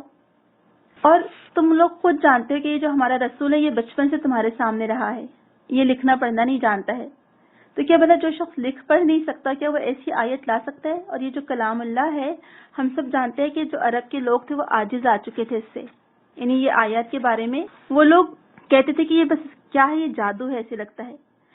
تو اس لیے اللہ سبحانہ وتعالیٰ نے چیلنج دیا کہ تم اپنے جتنے بھی جو ایکسپرٹیز ہیں، جو تمہارے گواہ ہیں، جو تمہارے جتنے بھی مہارت رکھنے والے لوگ ہیں، جو تمہارے لیڈرز ہیں، جو اس لینگویج کے کیا کہنا چاہیے کہ مطلب وہ کیڑے تھے اس لینگویج کے، عربی کے، وہ اپنے آپ کو اپنے اتنے ذوم میں اور فخر و غرور میں مبتلا تھے وہ کہ ہمارے جیسا یہ لینگویج بولنے والا کوئی نہیں ہے. تو تم اپنے تمام ایکسپرٹیز کو بلا لو، تم اپنے گواہوں کو لا لو. جس کے ولید بن مغیرہ کے بارے میں آتا ہے کہ وہ عربی میں بہت مہارت رکھتا تھا. جب اس نے یہ کلام سنا تو اس نے کہا کہ جادو ہے یہ. اس نے کہا کہ بس اب یہ کہہ دو کہ یہ جادو ہے جو باپ اور بیٹے میں جدائی ڈال دیتا ہے. وہ کچھ کر نہیں سکا، یعنی کچھ اور نہیں کہہ سکا، اور بالکل وہ لاجواب ہو گیا تھا اس کلام کو سن کر. کہنے لگا تھا کہ یہ کلام میں شیرینی ہے، اس کلام میں جادو ہے، جادو ہی اثر رکھتی ہے اس کی آیت. کیوں؟ کیونکہ یہ اللہ سبحانہ تعالیٰ کا کلام ہے. جب انسان کو کچھ سمجھ میں نہیں آتا ہے نا تو وہ جادو کہہ دیتا ہے. اس کی فصاحت اور بلاغت کے کیا کہنے قرآن کے. آپ خود سوچیں کہ یہ اللہ سبحانہ تعالیٰ کا کلام ہے، اسے فرشتے لے کر اترے ہیں، یہ لوح محفوظ میں ہے، یہ کتاب مکنون میں ہے، اور یہ الکتاب میں ہے وہاں پر. اور آج ہمارے پاس دنیا میں موجود ہے قرآن. یہ کتاب میرے اور آپ کے ہاتھ میں. آپ سوچیں ہم کتنے خوش قسمت لوگ ہیں کہ آج یہ اللہ کا کلام آج ہمارے ہاتھوں میں ہے اور اپنی زبان سے ہم اس کو ادا کر رہے ہیں. یہ اللہ سبحانہ تعالیٰ کے کہے گئے الفاظ ہیں، سبحان اللہ، اور آج ہم اسے پڑھ رہے ہیں. ہم اس قابل نہیں تھے لیکن اللہ سبحانہ تعالیٰ نے ہمیں چنا، ہمیں مسلمان گھرانوں میں پیدا کیا. الحمدللہ اتنی بڑی نعمت سے اللہ سبحانہ تعالیٰ نے ہم کو نوازا کہ آج اللہ سبحانہ تعالیٰ نے اس کلام کو پڑھنے کی توفیق ہم کو دی. آپ سوچیں تو اللہ تعالیٰ چیلنج کر رہے ہیں ان کو کہ تم اس جیسی کوئی ایک آیت تو بنا لاؤ، ایک جیسی ایک صورت تو بنا لاؤ. اور جو لن ہے یہ پاسٹ کے لیے آتا ہے. بہت ہی خوبصورت آیت ہے یہ کہ تم یہ کام نہیں کر سکتے، ہرگز نہیں کر سکو گے تم یہ کام. اور قرآن بار بار اس طرح سے، یعنی بعض اوقات ہم دیکھتے ہیں کہ قرآن کا انداز بعض اوقات کرٹیسائز کرنے کا بھی ہوتا ہے مشرکین پر یا منافقین پر. یعنی کچھ بعض اوقات ہم دیکھتے ہیں کہ جو آیت ہوتی ہیں وہ انہی کو غور کرنے پر اکساتی ہیں. تو اگر تم ایسا نہیں کر سکے تو پھر بچو اس آگ سے. تم ہماری کتاب میں شک مت کرو، کیونکہ شک کرنے کا نتیجہ کیا ہوگا؟ اس کلام میں اگر تم شک کرو گے تو تمہیں آگ کے انجام سے دوچار ہونا پڑے گا. اور وہ آگ ایسی نہیں ہوگی جو لکڑیوں سے جلائی جاتی ہے، بلکہ وہ آگ کیسی ہوگی؟ وہ پتھر ہوں گے، انسان ہوں گے اس کے اندر. اور بعض اسکالرس کہتے ہیں کہ یہ پتھر سے مراد وہ آئیڈلس ہیں، پتھر جن سے ان کے بت بنائے جاتے تھے، وہ بھی اس آگ میں ہوں گے. تو اللہ سبحانہ وتعالیٰ ان کو بتائے گا کہ دیکھو جن بتوں کی تم پوجا کرتے تھے اور جن بتوں کے تم نے جھوٹے سہارے لیے تھے، آج وہ بت خود آگ میں جل رہے ہیں. تو تم نے پتھروں کو اپنا نعوذ باللہ خدا بنا لیا تھا، جن کے پاس کچھ اختیار نہیں ہے. تم نے اس خالق حقیقت کو چھوڑ کر تم یہ پتھروں بے جان مورتیوں کے آگے جھکے رہے تم. تو آج دیکھو وہ خود آگ میں جل رہے ہیں. اور یہ کلام کی فصاحت اور بلاغت کے کیا کہنے. اللہ تعالیٰ فرمائے کہ یہ کتاب ہم نے اپنے بندے پر نازل کی ہے. یہ آپ صلی اللہ علیہ وسلم کی صداقت کی دلیل ہے کہ آپ واقعی میں اللہ سبحانہ تعالیٰ کے پیغمبر تھے، نبی تھے. اللہ سبحانہ تعالیٰ نے آپ کو چنا اپنی وحی کے لیے، کیونکہ آپ پڑھے لکھے نہیں تھے، آپ ان لیٹرڈ تھے. اور ایک ان لیٹرڈ شخص اتنا بہترین کلام پیش کرے جبکہ اسے یہ الفابیٹس بھی نہ آتے ہوں، تو یہ واقعی میں ایک معجزہ ہے، بہت بڑا معجزہ. اور یہ قرآن کی صداقت کی دلیل ہے. یہ جب کہا جاتا ہے کہ طفیل بن عمرو دوسی رضی اللہ عنہ، یہ اپنے قبیلے کے بڑے قبیلہ دوس کے سردار تھے اور بہت ہی مشہور شاعر تھے اور ایکسپرٹیز میں سے تھے عربی زبان. جب یہ مکہ میں عمرہ کرنے کے لیے آئے تو کفار مکہ نے ان سے کہا کہ دیکھو یہاں پر ایک جادوگر آیا ہوا ہے اور وہ ایسا جادوئی کلام پیش کرتا ہے کہ ہر کوئی اس کا گرویدہ ہو جاتا ہے. تو دیکھو تم اگر تمہارے کانوں میں اس کی آواز پڑے تو تم نہ سننا. تو انہوں نے کہا ٹھیک ہے. اور کفار مکہ نے کہا کہ تم ایسا کرو کہ جب تم اس کی آواز سنو تو اپنے کان بند کر لینا. تو جب اللہ کے رسول صلی اللہ علیہ وسلم کعبۃ اللہ کے پاس قرآن پڑھ رہے تھے اور طفیل بن عمرو دوسی رضی اللہ عنہ وہاں پر طواف کرنے کے لیے آئے تو انہوں نے اپنے کانوں میں انگلیاں ڈال لی. جب وہ طواف کرتے کرتے انہوں نے غور و فکر کیا تو کہا کہ میں کیسا بے وقوف شخص ہوں، میں تو اپنے قبیلے کا سب سے ایکسپرٹ، سب سے عقل مند شخص ہوں، اور میں اتنا گیا گزرا بھی نہیں ہوں، میں عربی میں مہارت رکھتا ہوں، مجھے تو سب کچھ معلوم ہے اور میں کلام میں تمیز کر سکتا ہوں، بھلا مجھ پر کیسے جادو کا اثر ہوگا. تو انہوں نے اپنے کانوں سے انگلیاں نکال لی. جب آپ صلی اللہ علیہ وسلم کا قرآن انہیں سنا پڑھتے ہوئے تو اس قدر گرویدہ ہو گئے اس کلام کے کہ ان کی آنکھوں سے آنسو جاری ہو گئے اور فوراً ایمان لے آئے. جا کر اپنے قبیلے والوں کو دعوت دی. جب قبیلے والوں نے نہیں سنا تو واپس آ کر اللہ کے رسول سے کہا کہ اللہ کے رسول میرے قبیلے والے نہیں سنتے ہیں، آپ ان کے لیے بد دعا کریے. آپ نے فرمایا کہ نہیں، دوبارہ جاؤ، محبت سے دعوت دو. دوبارہ گئے، محبت سے دعوت دیے، پورا کا پورا قبیلہ مسلمان ہو گیا ماشاءاللہ. اسی میں ابو ہریرہ رضی اللہ عنہ بھی تھے، وہ بھی قبیلہ دوس سے ہی تعلق رکھتے تھے.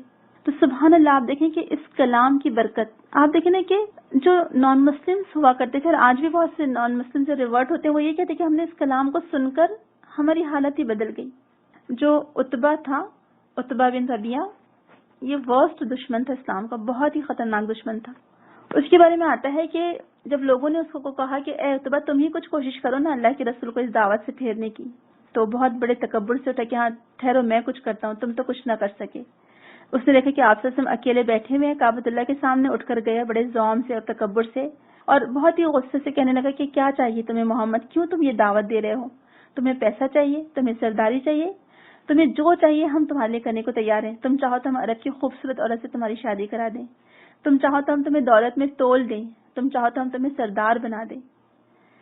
آپ نے جب سنا اس کی باتیں، اتنے زور زور سے وہ کہہ رہا تھا، تو آپ خاموشی سے سنتے رہے. آپ کا پیشنس آپ دیکھیں اور آپ کی حکمت. پھر آپ نے کہا کہ اے عتبہ تم بول چکے، ختم ہو گئی تمہاری بات، ڈن؟ تو اس نے کہا کہ ہاں. تو کہا کہ ٹھیک ہے اب میری بات سنو. اور پھر آپ صلی اللہ علیہ وسلم نے سورہ فصلت اس کے سامنے تلاوت کرنا شروع کر دی. جب وہ سنتا رہا سورہ فصلت کی تلاوت، تو اس کے چہرے کا رنگ متغیر ہوتا گیا، اور یعنی وہ پورا سنتا رہا. اور جب جہاں عذاب کی آیت آئی اور اللہ سبحانہ وتعالیٰ نے فرمایا کہ اگر چاہے اللہ سبحانہ وتعالیٰ تو ان کے اوپر عذاب برسا دے اپنا، تو اس سے آگے بڑھ کر اللہ کے رسول سے ان کے منہ پر ہاتھ رکھ دیا کہ بس اے محمد اپنی قوم کو بد دعا نہ دے، ایسا نہ کہ آپ کی بات پوری ہو جائے.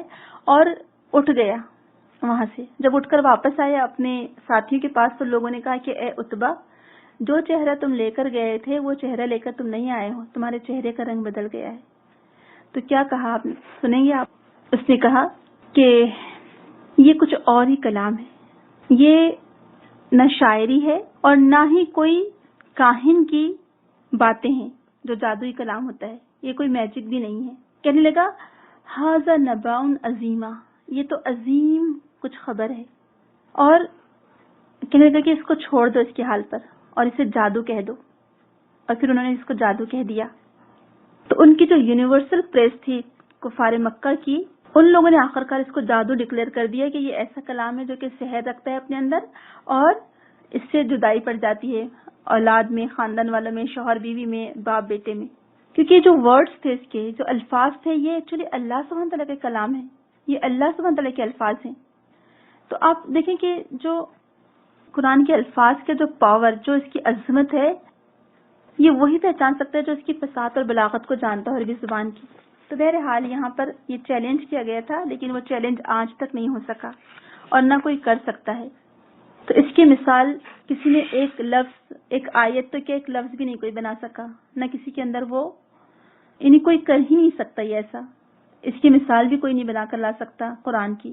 اور اللہ سبحانہ وتعالیٰ نے خود فرمایا تھا سورہ بنی اسرائیل میں کہ قُلْ لَئِنِ اجْتَمَعَتِ الْإِنسُ وَالْجِنُّ عَلَىٰ أَن يَأْتُوا بِمِثْلِ هَٰذَا الْقُرْآنِ لَا يَأْتُونَ بِمِثْلِهِ وَلَوْ كَانَ بَعْضُهُمْ لِبَعْضٍ ظَهِيرًا. کہو اگر تمام جن و انس اس بات پر جمع ہو جائیں کہ وہ اس جیسا قرآن بنا لائیں تو اس جیسا قرآن بنا کر نہیں لا سکتے، اگرچہ وہ ایک دوسرے کے مددگار ہی کیوں نہ ہوں. تو پھر آپ خود سوچیں کہ وہ انسان جو کہ خاک کے ذروں سے بنایا گیا ہے، بھلا اس انسان کے اندر کوئی تاب ہو سکتی ہے کہ وہ اپنے رب کا کلام کے مانند کوئی کلام بنا سکے؟ کیسے ہو سکتا ہے بھلا؟ یہ انسان تو ہر طرح سے ناقص ہے، تمام پہلوؤں سے محتاج ہے. اس رب کائنات کے سامنے بھلا اس کی کیا حیثیت جس نے اسے پیدا کیا؟ تو کیا وہ اپنے رب کا کلام پیش کر سکتا ہے بھلا انسان؟ اس کے اندر یہ طاقت ہو سکتی ہے؟ سبحان اللہ، ہمارا رب، اور یہ اس کا کلام ہے. یہ انسان کے دائرے امکان اور انسانی بساط سے باہر ہے کہ انسان اس چیلنج کو پورا کر سکے. ہر وہ شخص جو تھوڑی بھی اس کلام کی، یعنی عربی زبان کی تھوڑی سی بھی معرفت رکھتا ہے، وہ قرآن کے بلاغت کا قائل ہو جائے گا اگر وہ قرآن کو اس طرح سے پڑھے گا. سبحان اللہ. تو اگر تم شک میں مبتلا ہو تو پھر اس جیسی ایک آیت بنا لاؤ، لیکن نہیں بنا سکتے. تو شک کون کرے گا؟ جو منافقین ہوتے ہیں، جن کو نہیں ماننا ہوتا وہی شک کرتے ہیں. یہ تو حق ہے. تو وہ شخص جو حق کے ساتھ دشمنی رکھتا ہے اور حق کو پہچان کر بھی اسے چھوڑ دیتا ہے، تو اس کے حق کی طرف رجوع کرنے کے کوئی امکان باقی نہیں رہتے، کیونکہ اس نے اپنی جہالت کی وجہ سے، اپنی دشمنی کی وجہ سے حق کو چھوڑا ہے. تو پھر ایسا شخص دراصل پھر شک میں پڑا رہتا ہے اور پھر وہ گمراہی میں آگے دور تک نکل جاتا ہے. تو یہاں پر اس مقام پر دراصل اللہ سبحانہ تعالیٰ کی طرف سے اپنے یعنی بندے کی عبدیت کا ذکر ہو رہا ہے کہ اللہ سبحانہ تعالیٰ نے آپ سے کو عبد کا لفظ سے یہاں پر پکارا ہے. تو یہ عبدیت اس بات کی دلیل ہے کہ یہ آپ کی سب سے بڑی صفت ہے. یعنی اگر کوئی بندہ کتنے بھی ہائیسٹ لیول پر پہنچ جائے تو وہ عبد ہی رہتا ہے، بندہ ہی رہتا ہے. اور اسی لیے اللہ سبحانہ تعالیٰ نے سورہ اسراء میں سبحان الذی اسریٰ بعبدہ لیلا، پاک ہے وہ ذات جس نے اپنے بندے کو رات کے ایک حصے میں سفر کرایا. پھر جب ایک اور جگہ اللہ سبحانہ تعالیٰ فرماتا ہے سورہ فرقان میں تبارک الذی نزل الفرقان علی عبدہ لیکون للعالمین نذیرا، نہایت بابرکت ہے وہ ذات جس نے اپنے بندے پر فرقان نازل کیا تاکہ وہ تمام جہانوں کو ڈرائے. اس سے کیا پتہ چلتا ہے کہ بندے کی سب سے ہائیسٹ کوالٹی اگر ہو سکتی ہے یا وہ درجات میں سب سے بلند ہو سکتا ہے تو بھی وہ بندہ ہی رہے گا. تو انسان جتنے بھی بڑے کام کر لے وہ کتنا بھی افضل البشر ہو جائے، اللہ سبحانہ تعالیٰ کو وہ بندہ ہی ہے. اور یہ آپ قسم کی شان میں فرمایا گیا ہے. تو لہٰذا ہمارے لیے سیکھنے کی بات یہ ہے کہ ہم سب سے پہلے اللہ سبحانہ تعالیٰ سے ہدایت کی دعا کریں کہ اپنے لیے نور مانگیں ہم، کیونکہ ہدایت مانگنے سے ملتی ہے. یہ اس کے لیے ایفرٹ لگانا پڑتا ہے اور یہ ویسے ہی خود بخود نہیں مل جاتی. تو اس آیت پر عمل کیسے ہوگا؟ سب سے پہلی بات تو یہ کہ اس قرآن کی جو مثال ہے وہ کوئی پیش نہیں کر سکتا، اور اس قرآن کو سمجھنے کے لیے ہمیں جد و جہد اور کوشش کرنی پڑے گی، یعنی اس کے فہم کو حاصل کرنا پڑے گا، کیونکہ اللہ تعالیٰ نے یہاں پر مثالوں سے بات کو سمجھایا ہے. تو مثالوں سے کب کوئی بات بتائی جاتی ہے؟ اس کو سمجھانے کے لیے. تو اس کا مطلب ہے کہ قرآن کو سمجھنا چاہیے. تو ہم کو قرآن کو سمجھنے کی کوشش کرنا چاہیے. دوسری بات ہے جو ہم کو عمل کرنا ہے ان آیت پر کہ اپنے قلب کے لیے ہم دعا کریں کہ اللہ سبحانہ وتعالی ہمارے قلب کو سلامت رکھے، اس کو گمراہی سے بچائے. اور اسی لیے پھر دعا سکھائی گئی ہم کو کہ اللہ تعالیٰ ہمارے قلب میں نور پیدا کر دے. اور اسی لیے دعا ہے کہ اللہم اجعل فی قلبی نورا وفی سمعی نورا وفی بصری نورا. کہیں ایسا نہ کہ اللہ نہ کرے کہ ذہب اللہ بنورہم وترکہم فی ظلمات لا یبصرون، کہ اللہ تعالیٰ ہم کو اندھیروں میں چھوڑ دے پھر ہمارے لیے کوئی روشنی نہ ہو. اس لیے ہم کو نور مانگنا چاہیے اللہ سبحانہ تعالیٰ سے. اور پھر تیسری بات ہے کہ اللہ سبحانہ تعالیٰ نے ہمیں اس اندھیرے سے نکلنے کے لیے، جو ظلمات تھے، جو جہالت کے اندھیرے تھے، جو کفر اور شرک کے اندھیرے تھے یا نفاق کے اندھیرے تھے، اس سے نکالنے کے لیے اللہ سبحانہ تعالیٰ نے ہمارے لیے اپنے رسول کو بھیجا اور انہوں نے ہمیں سیدھا راستہ بتایا. تو اسی لیے رسول کے بارے میں جاننا، رسول پر ایمان لانا، رسول کی بات ماننا ضروری ہے. تو یہ 3 پوائنٹ ہوئے عمل کرنے کے. اور انسٹرکشنز جو ہے وہ یہ ہیں کہ ایک رب کی عبادت کی جائے، اس کے ساتھ کسی کو شریک نہ کیا جائے. دوسرا پوائنٹ ہے کہ مخلوق میں سب سے زیادہ یقین ان لوگوں کے اندر ہوتا ہے جو اللہ سبحانہ وتعالیٰ کو اپنا رب، اپنا حاکم، اپنا خالق حقیقی، اپنا معبود مانتے ہیں. یعنی وہ رب کی صرف عبادت ہی نہیں کرتے بلکہ اس کی اطاعت بھی کرتے ہیں. وہ سب سے زیادہ یقین اور کامل ایمان والے لوگ ہوتے ہیں.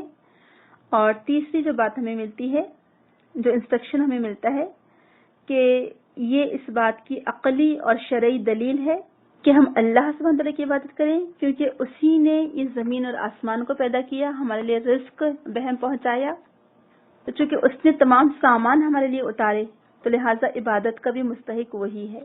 یہ دلیل ہے یہ آیت دراصل کہ وَأَنزَلَ مِنَ السَّمَاءِ مَاءً فَأَخْرَجَ بِهِ مِنَ الثَّمَرَاتِ رِزْقًا لَكُمْ. تو یہ آیت دراصل عقلی اور شرعی دلیل ہے کہ ہم اسی کے آگے جھکیں اور اسی کی بندگی کریں، کیونکہ اس نے تمام سامان زندگی ہمیں فراہم کیا ہے. اللہ سبحانہ تعالیٰ ہمیں توفیق دے کہ ہم ان آیت پر صحیح طریقے سے عمل کرنے والے بنیں. آمین. سبحانک اللہم وبحمدک نشہد ان لا الہ الا انت نستغفرک ونتوب الیک. السلام علیکم ورحمۃ اللہ وبرکاتہ. مثلهم كمثل الذي استوقد نارا فلما أضاءت ما حوله ذهب الله بنورهم وتركهم في ظلمات لا يبصرون. صم بكم عمي فهم لا يرجعون. أو كصيب من السماء فيه ظلمات ورعد وبرق يجعلون أصابعهم في آذانهم من الصواعق حذر الموت والله محيط